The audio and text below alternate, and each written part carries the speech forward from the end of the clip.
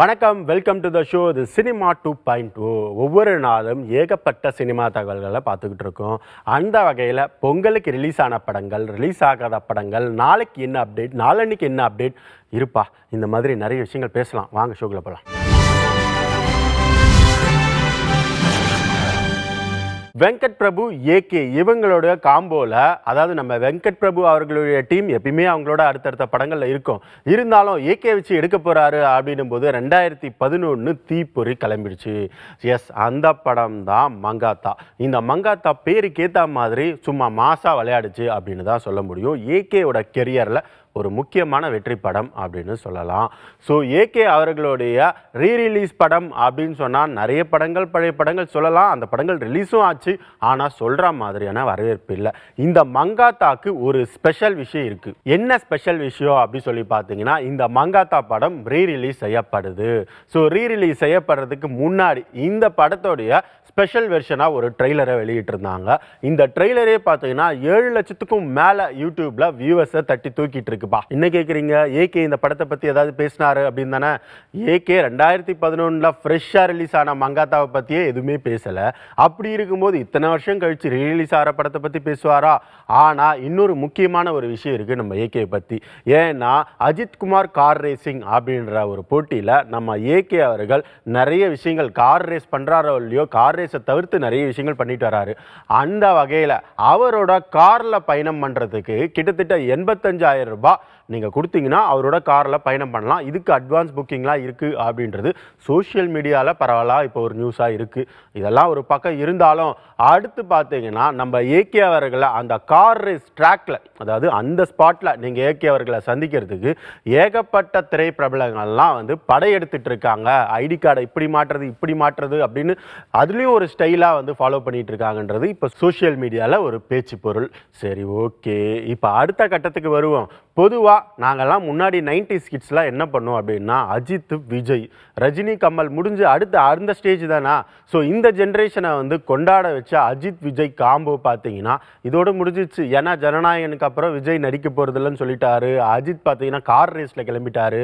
அப்படி இருக்கும்போது இவங்களோட போட்டி இனிமேல் வராதே அப்படின்னு 90s கிட்ஸ் வருத்தப்பட வேணாம். ஏன்னா மங்காத்தா படம் ரிலீஸ் ஆகுதுல, நாங்கள் சும்மா இருப்போமா அப்படின்னு சொல்லிட்டு 2016 வெளியான தெரி, இந்த படம் அட்லியோட இயக்கத்தில் கலைப்புலி தானு அவர்களுடைய தயாரிப்பில் நம்ம தளபதி விஜய் நடித்த படம் தான் இந்த தெரி. இந்த தெரி படம் பேருக்கு ஏற்ற மாதிரி சும்மா தெறிக்க விட்டுருச்சுப்பா அப்படின்ற மாதிரி ஒரு மிகப்பெரிய வெற்றி படமாக அமைஞ்சது. அது மட்டும் இல்லாமல் இந்த படத்தை நாம் ஏன் ரீரிலீஸ் பண்ணக்கூடாது அப்படின்னு கலைப்புலி தானு அவர்கள் யோசிக்க, ஜனவரி 23 நல்ல டேட்டாக இருக்குப்பா, அந்த டேட்டை ஃபிக்ஸ் பண்ணி விடுங்க அப்படின்னு அந்த டேட்டை ஃபிக்ஸ் பண்ணால் அங்கே ஒரு பிரச்சனை. இதெல்லாம் தாண்டி ஓகே, அந்த பிரச்சனைலாம் சால்வ் பண்ணி ரிலீஸ் பண்ணிக்கலாம் அப்படின்னா ஒரு இயக்குனர் என்ன பண்ணுறாரு அப்படின்னா, எங்களோட படம் ரிலீஸ் ஆகுது, அதனால் தயவு செஞ்சு கொஞ்சம் தள்ளி வச்சுருங்கப்பா அப்படின்னு ரெக்வஸ்ட் பண்ண நம்ம கலைப்புலி தானு அவர்களும் சரி உங்கள் கோரிக்கையை நான் வந்து ஏற்றுக்கிறேன், அதனால் கூடிய சீக்கிரம் ஒரு நல்ல டேட்டா அறிவிக்கிறேன் அப்படின்னு நம்ம கலைப்புலி தானு அவர்கள் பார்த்தீங்கன்னா தெரிவிச்சிருந்தாரு. அதை முன்னிட்டு இந்த படம், அதாவது இந்த தெரி படத்தோடைய ரிலீஸ் டேட்டா அறிவிக்கிறாங்க. ஒரு பக்கம் மங்காத்தா, இன்னொரு பக்கம் தெரி. இந்த 2 படங்களுமே பார்த்தீங்கன்னா போட்டியில் இப்போ இறங்கியிருக்கு. என்ன போட்டி? அப்போ ரெண்டுமே ஒரே ரிலீஸ் டேட்டா அப்படின்னு நீங்கள் கேட்டிங்கன்னா, ரிலீஸ் டேட்டு இந்த தெரி படத்துக்கு கன்ஃபார்ம் பண்ணலை.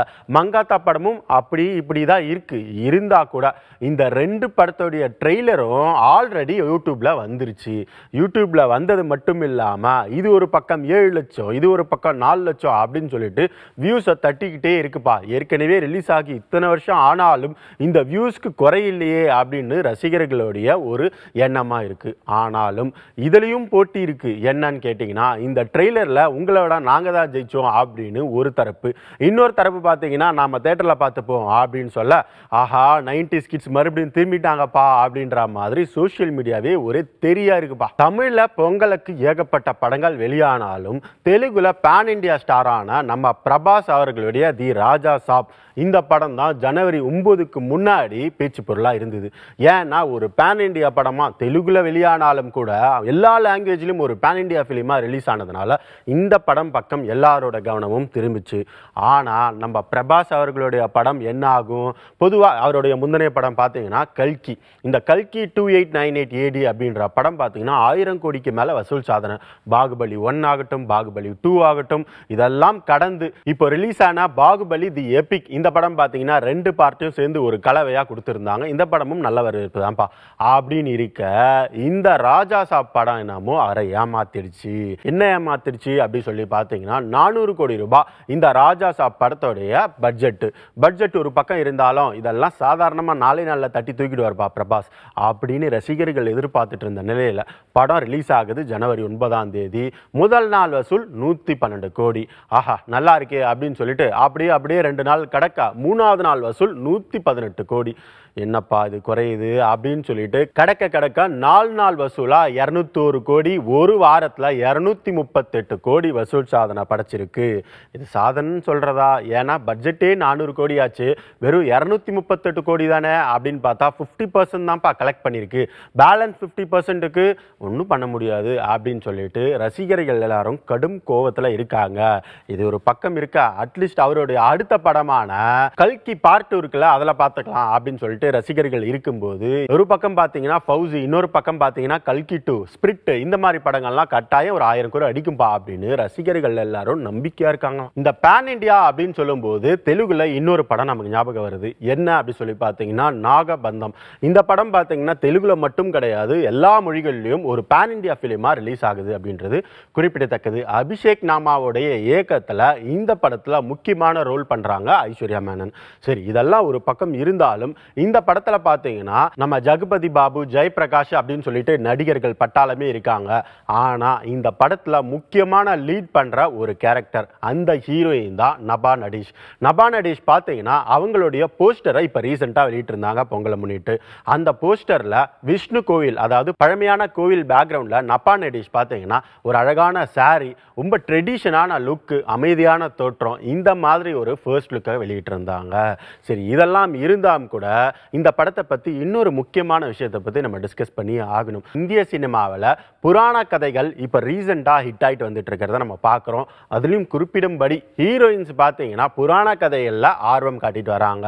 அந்த வகையில நாம சாய் பல்லவி பார்த்தீங்கன்னா ராமாயணா அந்த படத்துல சீதா பிராட்டியா நடிக்கிறாங்கன்றது குறிப்பிடத்தக்கது. நம்ம நயன்தாராவை எடுத்துக்கோங்க, மூக்குத்தி அம்மன் பார்ட் 1லயே அவங்க தான் அம்மன், பார்ட் 2லயும் அம்மனா நடிக்கிறாங்கன்றது குறிப்பிடத்தக்கது. இந்த மாதிரி நிறைய படங்கள் சொல்லிட்டே போகலாம். அந்த வகையில் இந்த லிஸ்ட்ல பார்த்தீங்கன்னா நம்ம நபா நடேஷும் இணைஞ்சிருக்காங்கன்றது குறிப்பிடத்தக்கது. இந்த நாகபந்தம் படம் பார்த்தீங்கன்னா வர சம்மருக்கு வெளியாக காத்துக்கிட்டு இருக்கு. தெலுங்குல மட்டும் கிடையாது, ஒரு பேன் இண்டியா பிலிமா, ஒரு பிரம்மாண்ட படைப்பா உருவாகுதுன்றது குறிப்பிடத்தக்கது. ஏஆர்கே சரவணன் அவங்களுடைய இயக்கத்தில் ஃபேஷன் ஸ்டுடியோ தயாரிப்பில் உருவான ஒரு படம் தான் நம்ம மரகத நாணயம். இந்த படம் பார்த்தீங்கன்னா 2017 வெளியாகி ஆதியும் நிக்கில் கல்ராணி, அதுக்கப்புறம் பிரியா பவானி சங்கர், இந்த மாதிரி பல பேர் நடிச்சிருப்பாங்க. இந்த மரகத நாணயம் படம் மிகப்பெரிய ஒரு வெற்றி படம். ஆனா இந்த படம் பார்ட் 2 வருமா அப்படின்ற ஒரு கேள்வி இருந்தது. ஏன்னா இந்த படத்தோட கிளைமேக்ஸ் அப்படி.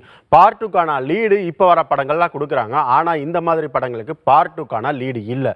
ஆனாலும் நாங்க பார்ட் 2 பண்ணுவோம் அப்படின்னு சொல்லிட்டு ஃபேஷன் ஸ்டுடியோக்கான மதன் அவர்கள் என்ன பண்றாருன்னு பார்த்தீங்கன்னா இந்த படத்தை பார்ட் 2 தயாரிச்சிருக்காங்க. பார்ட் 2 தயாரிச்சது மட்டும் இல்லை, இந்த படத்துல லீட் பண்ண பிரியா பவானி சங்கர் ஆகட்டும், நம்ம ஆதி ஆகட்டும், இவங்க 2 பேருமே இந்த படத்துல அப்படியே இருக்காங்க. மற்றும் ஒரு சில நடிகர்களும் இருக்காங்க. ஃபேஷன் ஸ்டுடியோஸுடைய சுதன் சுந்தர் அவர்கள் என்ன சொல்லியிருக்காருன்னு பார்த்தீங்கன்னா இந்த மரகத நாணயம் பார்ட் 2 அதிகமான பட்ஜெட்ல, அதாவது பொருட்செலவு பார்த்தீங்கன்னா பார்ட் 1 விட பார்ட் 2 ஜாஸ்தி, உலக தரத்துல இந்த படத்தை நாங்கள் கொண்டு போக போறோம். ஒரு ஃபுல்லி என்டர்டெய்னரா இந்த படம் அமைய போகுது.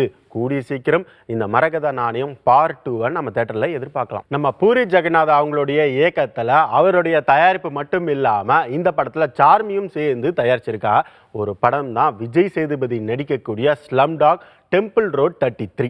இந்த படம் பார்த்தீங்கன்னா இப்போ ரீசெண்டாக விஜய் சேதுபதி அவர்களுடைய பிறந்த நாளை முன்னிட்டு ஒரு போஸ்டர் வெளியிட்டிருந்தாங்க. இந்த போஸ்டரே பார்த்தீங்கன்னா நம்ம கேஜிஎஃப் பட பாணியில் ஒரு போஸ்டரை வெளியிட்டிருக்காங்க. இது மட்டும் இல்லாமல் இந்த படத்துக்கு இசையமைப்பாளர் யார், அதுதான் முக்கியமான விஷயம். ஏன்னா அர்ஜுன் ரெட்டி, அனிமல் இந்த மாதிரி படங்களுக்கு இசை கொடுத்தா நம்ம ஹர்ஷவர்தன் தான் இந்த படத்துக்கு இசையமைக்கிறாங்கன்றது குறிப்பிடத்தக்கது. இதெல்லாம் தாண்டி இந்த படம் நம்ம விஜய் சேதுபதி அவர்களுக்கு கேஜிஎஸ் அளவுக்கு ஒரு வெற்றி படமாக இருக்கும். ஏன்னா இந்த படத்தோட லுக்கு எல்லாமே அந்த சாயல்ல தான் இருக்கு அப்படின்னு நம்ம விஜய் சேதுபதி ரசிகர்கள் ஆர்வமா காத்துக்கிட்டு இருக்காங்க.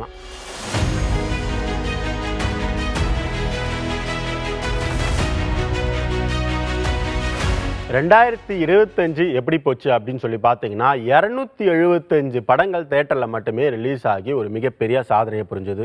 அந்த வகையில் இப்போ 2026க்கு வருவோம். ஜனவரி 2ஆம் தேதியே ஏகப்பட்ட படங்கள், அனலி போன்ற பல படங்கள் ரிலீஸ் ஆச்சு. ஸோ அடுத்தடுத்து பார்த்தீங்கன்னா பொங்கலுக்கும் பார்த்தீங்கன்னா ஏகப்பட்ட படங்கள் வெளியாச்சு.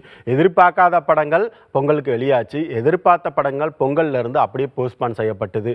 இப்போ எதிர்பார்த்த படங்கள் அப்படியே போஸ்ட்பான் செய்யப்பட்டது இல்லை, அதில் ஒரு முக்கியமான படம் தான் திரௌபதி பார்ட் 2. இந்த படம் பார்த்தீங்கன்னா வர வாரம் ரிலீஸ் ஆகும் அப்படின்னு எதிர்பார்க்கப்படுது. இந்த திரௌபதி பார்ட் 2 அந்த படம் மட்டும் ரிலீஸ் ஆகலை. இந்த படத்தோட பார்த்தீங்கன்னா மாயபிம்பம், அதுக்கப்புறமா ஹாட்ஸ்பாட் பார்ட் 2 இந்த மாதிரி படங்களும் வெளியாகுதுன்றது குறிப்பிடத்தக்கது. இந்த ஜனவரி 30ஆம் தேதிக்குள்ள எப்படியும் ஒரு 100 படமாவது வெளியேந்துரும்பா. ஏன்னா அந்த அளவுக்கு வார வாரம் அத்தனை படம் ரிலீஸ் ஆகுது அப்படின்ற மாதிரி நமக்கு ஒரு ஆச்சரியத்தை கொடுக்குது. ஆக 2025 விட 2026 அப்படியே டபுள் படம் ரிலீஸ் ஆகுமோ அப்படின்ற ஒரு எதிர்பார்ப்பு இப்பவே ஹைப் கிரியேட் பண்ணிருக்குப்பா. ஓகே, இன்னைக்கு ஏகப்பட்ட விஷயங்கள் தெரிஞ்சுக்கிட்டோம். இதே மாதிரி நாளைக்கு இதை விட இன்ட்ரெஸ்டிங்கான விஷயங்கள்லாம் காத்துட்டு இருக்கு. மறக்காம பாருங்க சினிமா 2.0. நன்றி.